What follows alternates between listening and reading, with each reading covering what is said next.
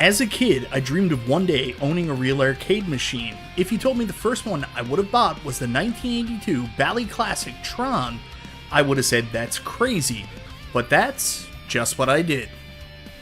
Hey everybody, it's me, it's Michael B. Thank you so very much for watching. In today's video, I'm going to be sharing with you my experience of purchasing my first real arcade cabinet, and of course it's an epic one, Tron, which actually outperformed the cult classic movie it was based upon. It's been a lifelong dream of mine to have a real arcade cabinet in my home. It's so cool that today I get to share with you the realization of that dream. Or did it end up being a nightmare?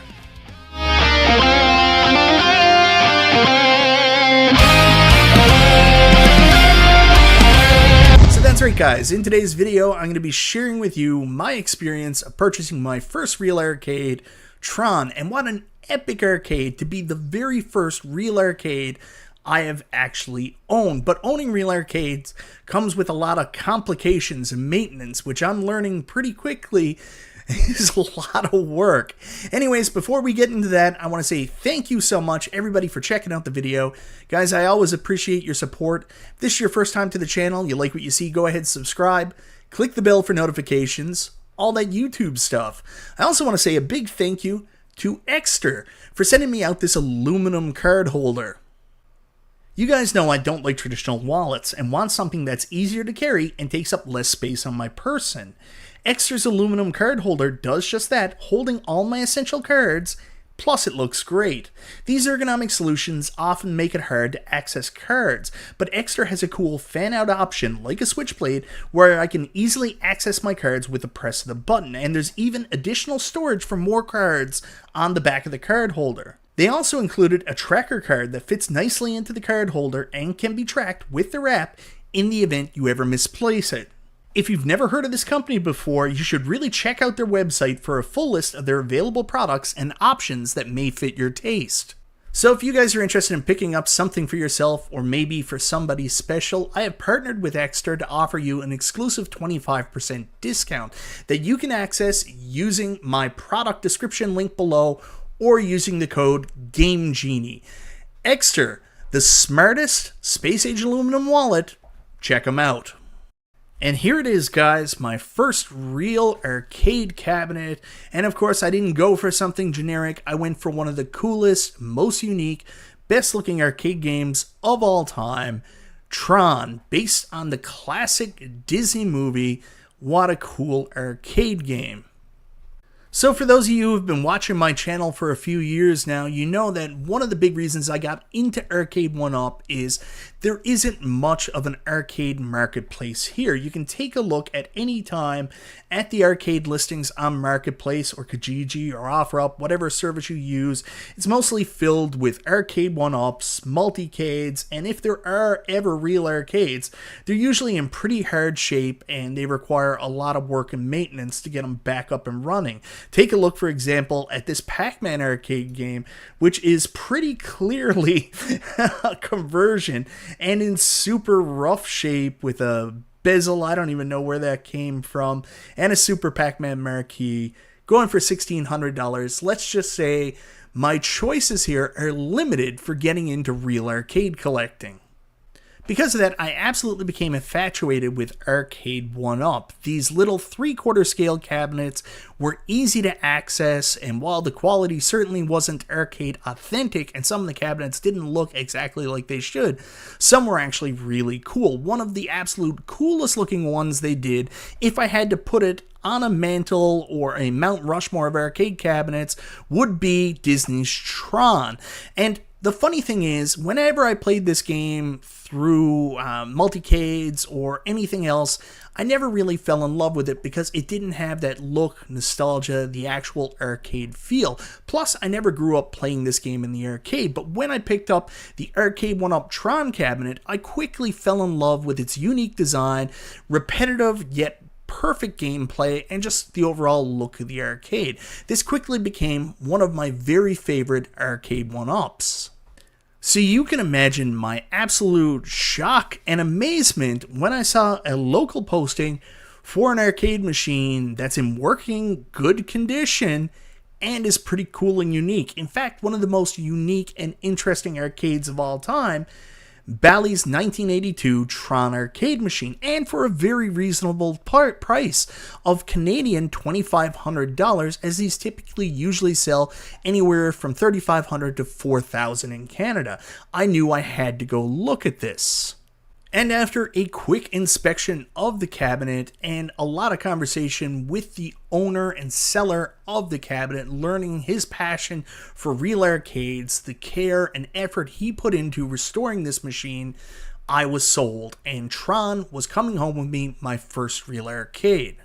Now, one of the big things that sold me on this cabinet was in fact the condition it was in and the work and effort this man put into making sure this arcade was in such good shape. I talked to a lot of real arcade enthusiasts, whether it be on YouTube or in different groups, and they told me exactly what to look out for, and he had pretty much everything done right off the bat. First thing I wanted to make sure was this does in fact have a CRT. You know, it's a little bit blasphemous to buy something with a LCD screen in it, especially a widescreen one. So the CRT was in really good shape. If you watch Retro Ralph or if you've ever seen Captain's Auctions, you would know the first thing I checked out was to see if the monitor or the CRT was bright and tight, and it in fact was. It was recently recapped, and he actually put a new flyback into it, so everything looked fantastic on the screen. Another thing I was told to look out for that is a constant problem with these arcade cabinets is Tron's power supply can be a bit of an issue. So I did talk to the owner, and he told me that he actually rebuilt the power supply from scratch and it still didn't work. So he did this mod that Pitbull told me about where he gets a converter and you can basically put a different power supply in there to make Tron work, which, as Pitbull says, basically makes this thing bulletproof. So that was already done. That was another mod I wasn't going to have to do to keep Tron up and running. I talked earlier about how Tron is one of the prettiest arcades of all time, and that's because of all the bells and whistles. Arcade 1-Up did a pretty good job of adding in all these extra features, but I want to talk about here in the real arcade. So, of course, we have the original marquee with the original light bulb in it. The marquee looks fantastic. There's no issues at all. It's so cool seeing the difference between what I had with the Arcade 1-Up marquee, and I think they did a pretty good job on Tron, but the real one is just so amazing comparatively. Of course, there's also that bulb black light that kind of comes up in the middle. That's the original one still in this machine. That's in really good working order. You'll also notice the J panel. I always used to make fun of Arcade 1-Up for including these. I didn't even realize these were in real arcade cabinets, but here it is, exact same as on Tron. The panel underneath the control panel lights up. That's working fantastically. And then in the back, of course, you get the translate. This one goes out pretty easily. You get a cool almost 3D image of the grid or sphere. I can't remember exactly what it's called in Tron, but you can see that off in the background where you're playing to. All these lights and effects make this cabinet an absolute piece of art. Now I want to talk about the controls, and outside of, better wood, older hardware, those things when it comes to having a real arcade cabinet compared to an Arcade 1-Up, one of the big, most noticeable differences is the quality of controls. And I will tell you right now, with this flight stick and with the spinner, you're going to get none of the concerns you had with the Arcade 1-Up. I have no fear that this stick is ever going to crack off, no matter how rugged I am with it. These are high quality, real arcade parts, the original Tron flight stick, and I can tell you right now, I finally feel comfortable enough to move this the way I want to move it, and I can control the game I want, and I'm reaching new high scores that I never ever reached on the original Arcade 1-Up Tron. If there was one downside about the cabinet from a restoration perspective, something that I was considering doing, it was to do with the shape of the cabinet on the sides and the artwork. There were some dings and scratches on the side of the cabinet, nothing that, a little bit of Bondo and a coat of paint couldn't fix up, but one of the things that was a little bit rougher in shape than I would have liked was the actual art on the side panels. On Tron, there's these huge stickers that go on the upper part of the cabinet on both sides, Both of those still clearly visible so you could see the art, but you could notice some noticeable tearing. Keep in mind, this is the original art going back all the way from 1982, so it's not in perfect condition. One thing I was considering doing was reaching out to somebody like a Joe Zabo and getting some new side art for the cabinet, doing a little bit of restoration and cleaning it up. The only other thing is the T-molding was a little bit worn, so I may have wanted to put new T-molding on the cabinet as well. Don't worry, I wasn't going to do anything crazy, just going to put the original black T-molding right back on it. So guys, that's it. My first real arcade cabinet, Tron. I mean, everything's working. It's got a brand new recapped monitor, new flyback. It's got the power supply changed. The controls are great. The cabinet's in great shape. Maybe just needs a little bit of restorative artwork, but still it looks fantastic. Built brick solid. I'm super happy with this. So everything's perfect, right? Unfortunately, owning real arcades isn't necessarily that simple. Keep in mind, these are pieces of history. This one's all the way back from 1982, and sometimes things are going to fail.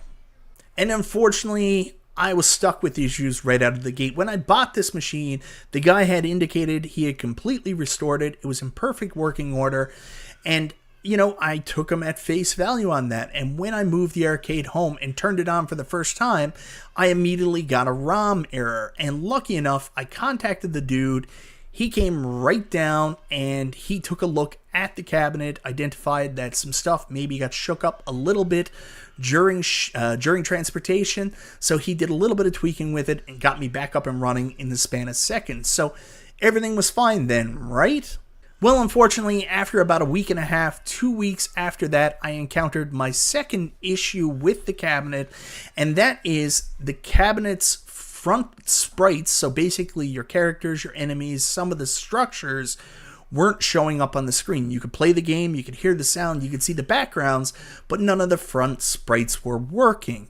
I did a little bit of research myself and found out that this is actually caused by sometimes by a bad ribbon cable, because Tron is a bit of a complicated arcade PCB situation where it has a PCB stack and the back graphics are on one card while the front graphics, the sprites and pixels, are on another card. So I talked to the guy again, he came down, but I managed to fix the issue and identify it with the ribbon cable, so we were back up and running. Everything was fine. But we did notice there were some issues with the input board underneath the coin door. We couldn't get into the test menu. We couldn't add a coin. The only thing we could really do on it was turn up the volume. So he decided, better safe than sorry, he was going to up the voltage a little bit on the power supply. Maybe that was one of the issues that was happening. So he upped it a little bit, still couldn't get it working. And he said, you know what, in a week's time, why don't I come back down, take the board up to my workshop and see if I can get it up and running for you.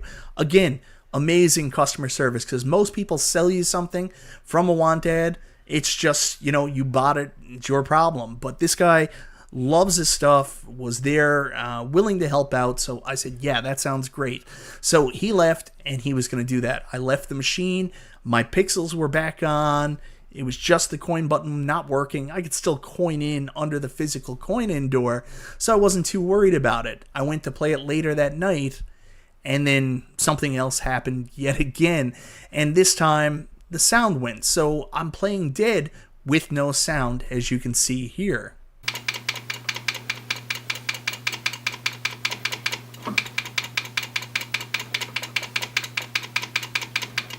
So guys, I did some research on this. I looked around on message boards.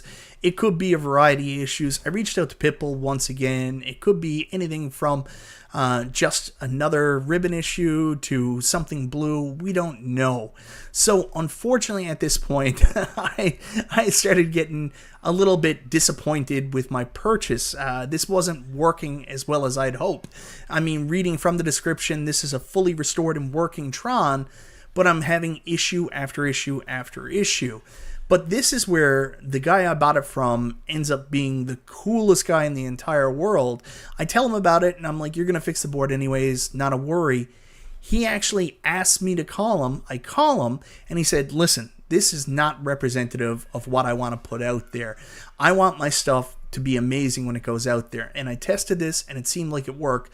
but I didn't make sure it was rock solid. I really should have let this run for a couple weeks, made sure everything was up and running perfectly before I sold it. So he actually asked if I would consider taking a refund and giving it back to him. Now, I would under one condition, and he was willing to do this. He's going to take it back, and if he can get it working properly and all these kinks and issues out of it, he's going to give me the first option to actually buy it back. So while I did have my very first arcade purchase, and it was amazing, everything I hoped for, unfortunately, I learned that being an arcade owner comes with a lot of problems, and this isn't an easy pick up and play solution like picking up an arcade one-up. No, this is a labor of love. It's not just about owning the cabinet. It's about owning, maintaining, and making sure these pieces of history continue to live on, whether it be in your home or to the next person it goes to. And maybe it was a little bit too much for me, especially so early, considering I thought I was buying something that worked. So unfortunately, guys, my first real arcade purchase has a bit of a sad ending where I don't currently have Tron anymore. Tron went back to its original owner, but maybe it will come back to the arcade in the near future when he can get these issues worked out. But don't worry, it doesn't have a completely sad ending, because when I gave him back Tron, I may have just worked out a deal to get something else from him.